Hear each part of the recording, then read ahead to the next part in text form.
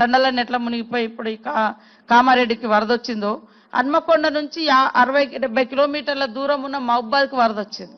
అక్కడ ఎట్లా వస్తుంది అనేది ఆకేరు వాగును మనోళ్ళు అంచనా వేసుకోలేకపోయారు. వాళ్ళు అక్కడ ఉన్న సిచ్యువేషన్ ఇక్కడ చెప్తే ఇక్కడ మనం ఫాలో అయ్యేది.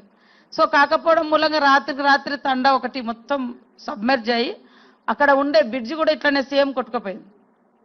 వాళ్ళకి తెలియదు. తండ్రి డ్రైవింగ్ చేస్తున్నట్టుంది, తండ్రి బిడ్డ ఇంకా డ్రైవర్ ఉన్నాడు, తండ్రి బిడ్డనే డ్రైవ్ చేసుకున్న రోడ్ బాగుంది హైవే కదా అని వెళ్ళిండ్రు.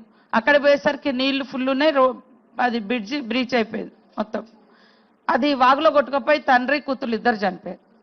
అందుకనే ఎక్కడైనా కూడా మనకి ఎక్కడెక్కడ డౌట్ ఉన్నది లేదా బ్రీచ్ అయినది కాడ రిస్టోరేషన్ కాని కాడ అయినా కూడా మనం తాత్కాలికంగానే పోస్తాం మట్టితోటి. ఒక్కొక్కసారి ఆ మట్టి కూడా మళ్ళీ వానకు కొట్టుకోపోవచ్చు.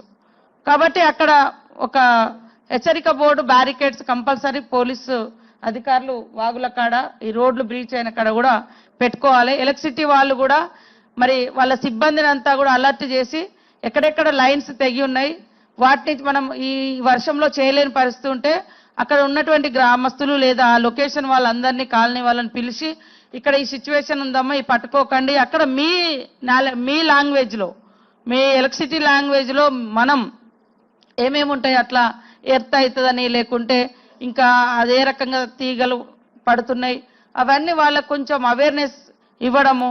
అది మీరు కూడా రెగ్యులర్గా టెలికాన్ఫరెన్స్ ఆర్ వీడియో కాన్ఫరెన్స్ పెట్టి మనకు రెగ్యులర్గా మీడియా నుంచి కూడా కొంత సమాచారం వస్తుంటుంది.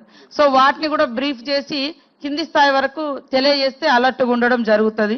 అగ్రికల్చర్కి సంబంధించి కూడా కొంత టైం తీసుకోండి. రేపు ఎల్లుండి కొంచెం ఈ ఎమర్జెన్సీ వర్క్ అయిపోయిన తర్వాత ఫీల్డ్లోకి వెళ్ళి నోట్ చేసుకోండి. తర్వాత డ్రింకింగ్ వాటర్ కూడా కంటామినేషన్ కాకుండా, ఎందుకంటే ఇప్పుడు వరద వచ్చి ఒక సమస్య ఉంటే మనం పొల్యూటెడ్ వాటర్ ఇచ్చినాం అనుకో మొత్తం ఊరంతా రకరకాల అస్వస్థకు గురయ్యేటువంటి ప్రమాదం ఉంటుంది. కాబట్టి ఆర్డబ్ల్యూఎస్ అధికారులు, అదేవిధంగా పంచాయతీరాజ్ అధికారులు, మన సెక్రటరీస్ కొంత ఆ విలేజ్లలో ఉండేటువంటి మన ఓఎండం కావచ్చు, లేదా పైప్ లైన్ కావచ్చు, లేదా వాటర్ ట్యాంక్ సిచ్యువేషన్ కూడా వెంటనే వాటిని కూడా పునరుద్ధరించుకోవాల్సిన అవసరం ఉంది.